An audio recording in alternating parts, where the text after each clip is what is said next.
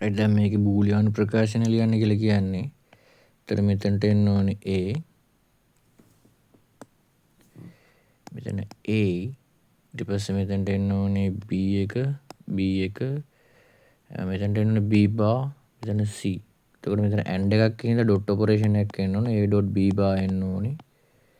මෙතනින් එන්න ඕනේ B එකයි C එකයි නෙලා තියෙන්නේ. B dot C AND operation එකක් නෙලා තියෙන්නේ. ඊට පස්සේ මෙතන තියෙන O එකක්. O එකක් වම් ප්ලස් එකක් එන්න ඕනේ. එහෙනම් මේ දෙන්නගේ ප්ලස් එක එන්න ඕනේ. එහෙනම් උත්තරයක් තියෙන එකේ B bar A ඊට පස්සේ ප්ලස් ඔපරේෂන් එක BC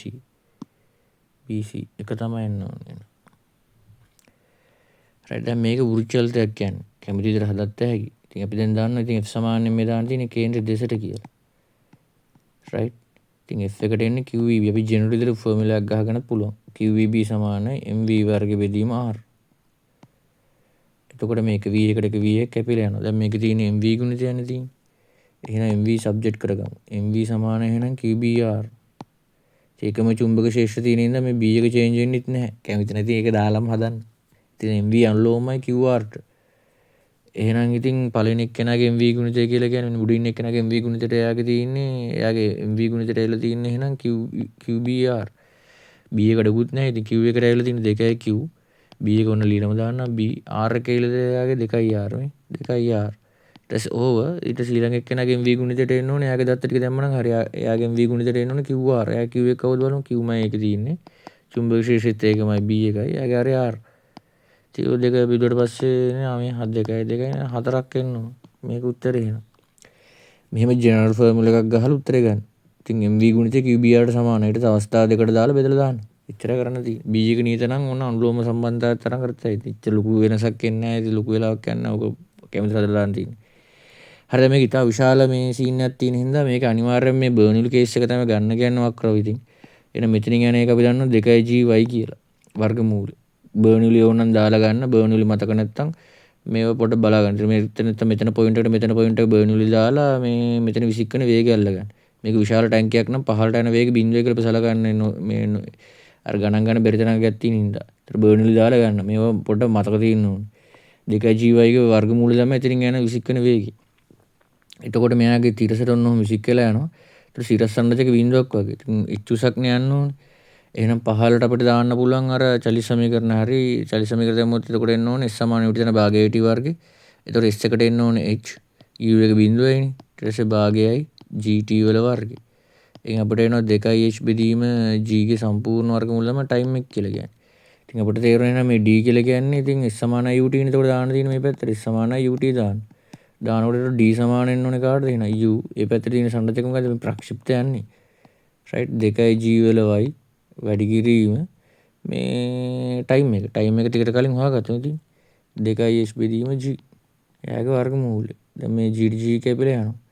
ඉතින් අපිට සබ්ජෙක්ට් කරගන්න ඕනේ කාවදල බලමු. මෙන්න මේ y ඕනලා තියෙන මේ උස අහලා තියෙන මේ y වහලා තියෙන. ඒ කියන්නේ අපේ y එකේ ඉන්නේ මෙන්න මෙතන. එයා උත්තර ගන්න ඕනේ. එහෙනම් දෙපැත්තම වර්ග කරගන්න ඕනේ. එහෙනම් මෙන්න මේකෙන් ගන්න ඉතින්. ඔක වර්ග කරලා ගන්න. එතකොට එනවා d වල වර්ගය එනවා. එහා පැත්තෙන් එන වර්ගමූල ලකුණු නැති වෙලා යනවා. G කැපිලා යනවා. 2y ඇවිල්ලා තියෙනවා. තව 2h එකකුත් තියෙනවා. G කැපිලා ගියානේ.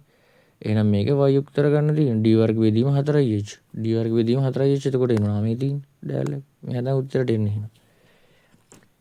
සරලව ගත්තොත් මෙච්චරයි තරකේ. බර්නිලි දැම්මා. ඒකෙන් අපට ආවා තිරස් ප්‍රවේගය කීයද කියලා. සිරස් සංරචක බිඳුවක් කියලා අවබෝධ කරගන්න ඕනේ. ඊට පස්සේ ප්‍රක්ෂිප්ත දැනුම. මෙයාට S සමානයි UT දාන්න ඕනේ. ඊට පස්සේ මේ සංරචකයට S සමාන UT දෙන භාගයට ඉවර දාලා ටයිම් එක හොයාගන්න ඕනේ. ඇයි දෙන්න මේ T එකෙන් ගේම ගහන්නේ. T එක හොයාගන්න එපායිනේ. පොඩ්ඩක් අර ඒක ගලප ගන්න තියෙන්නේ. දැන් මේකට ස්නෙල් නියම තමයි දාන්න ඕනේ. ස්නෙල් නියමය කියලා කියන්නේ දැන් අපි දන්නවා නේද මේ ජ්‍යාමිතියත් එක්ක චුට්ටක් ශ්‍රී ලංකාවට තියෙන ලාවට. දැන් මෙතන සමේ කියලා තියෙන විදිහට මේ ද්‍රව අතුරු මුහුණත ඔස්සේ ගමන් කරයි කියලා තියෙනවා. මෙන්න මේ හරියදී මෙන්න මේ. ඉතින් අපිට ඇන්ගල්ස් ටිකත් වැදගත්. හරි මම පොඩ්ඩක් මේක ලුක් කරගන්නවා. මුලින්ම මේ කියලා තියෙන දේවල් අල්ලගමු. මේ කියලා තියෙන පතුල ඔන්නම ද්‍රව මතකට සමාන්තරව. මේ තියෙන සමාන්තරවත් තියෙන්නේ. ඒක වර්ණ. එහෙනම් අර එක පාටක් කියලා හිතා ගන්න. ඒතර පාට කැඩිලා යන කතන්දර නැහැ. ප්‍රිස්මට ඇතුළේ වීදුරු සහ වීදුරු අතර මුහුණත ඔස්සේ ගමන් කරා. රයිට් හරි. ඔස්සේ යනවා කියලා ඒක දාගත්තා. ඍජු කෝණාශ්‍රාකාර සමද්විපාදකයට පස්සේ 90 40 55 තියෙන. හරි දත ටික අපි ලෝඩ් කරගත්තා. දැන් අපිට තියෙන්නේ පොඩ්ඩක් මේකට උත්තරේ ගන්න.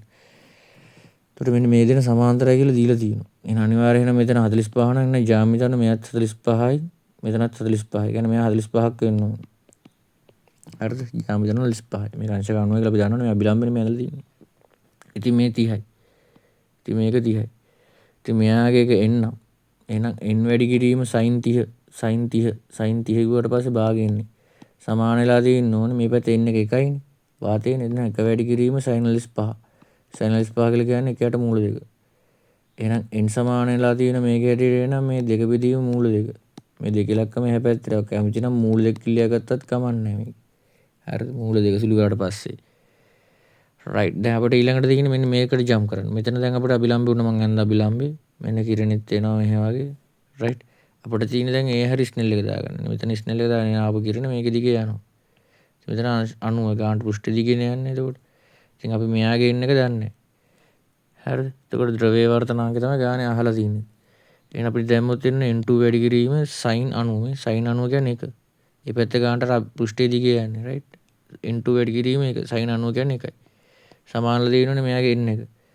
n වැඩි කිරීම කීය දෙන්න ඕනේ මේ කෝණේ. දැන් ඔන්න ඔය ටිකට අපි හොයා ගන්න ඕනේ. ඉතින් ලොකු දෙයක් නැහැ. මෙතන පොඩ්ඩක් ජ්‍යාමිතිය තමයි තියෙන්නේ. මේක 45යි මේක 90. කී විදිහටද ඇත්තේ? මේක 45යිනේ. ඒතර මේකත් 45යි. මේක 90යිනේ. එහෙනම් මේ බාහිර කෝණ 45 තමයි. එයා සමානලා දෙනවා අභ්‍යන්තර කෝණ දෙක එකතු කොට. එහෙනම් මේක අනිවාර්යෙන් මේ 15ක් වෙන්න ඕනේ. ඇයි මේක 45නේ තියෙන්නේ? රයිට්. මේ බාහිර කෝණනේ එතකොට. මේක 30යිනේ. එතකොට මේක 30යි නම් මේක 15 වෙන්න ඕනේ. එහෙනම් මෙතනට එන්න ඕනේ එහෙනම් 75. අයි මේක අංශක 90යිනේ. එහෙනම් 75. එහෙනම් මෙතනට එන්න ඕනේ sin θ කියන්නේ sin 75. රයිට්. අන්තිම හරියනේ. අපි n එක හොයාගත්තා කීයද කියලා. n එකට ආය මූල දෙක. නේද දාලා තියෙන මූල දෙක එච්චරයි. එහෙනම් මේක උත්තරට එන්න ඕනේ දෙක. රයිට්. ඊළඟ එක. මේක යන්නේ ආන්ට්‍රෝයක සීන් යන්නේ තියෙන්නේ. අවස්ථා දෙකක් තියෙනවා. එක කාර්යය දෙකයි. හරිද? ජල බිඳිත්තක් තමයි තියෙන්නේ. වාතයත් එක්ක තමයි සෙල්ලම් කරන්නේ. ඊළඟ අවස්ථාවේදී ඒ වගේ 8ක් එකතු වෙලා ලොකු එකක් හදනවා. ඉතින් 8ක් කියලා කියන්නේ නම් 2යි r එන්න ඕනේ. ඒ කියන්නේ පළවෙනි කෙනාගේ පරිමාව අපිට ලියවත් වෙන 4.5 මේව ලියන්න ඕනෙත් නෙමෙයි 4.5 කතන්දර 4.5 r ගණයේ ඒ වගේව 8ක් එකතු වෙලා කියන්නේ ඒ වගේ ගෝල පොඩි ගෝල 8ක් එකතු වෙලා ලොකු ගෝලයක් හදනවා. එයාට එන්නේ 4.5 බෙදීම 3යි කැපිටල් r ගණය. මේව ලියලා දුන්නේ නැහැ 4.5 මෙතන. ඒතකොට එහෙනම් r සමාන වෙන්නේ නම් 2යි rට.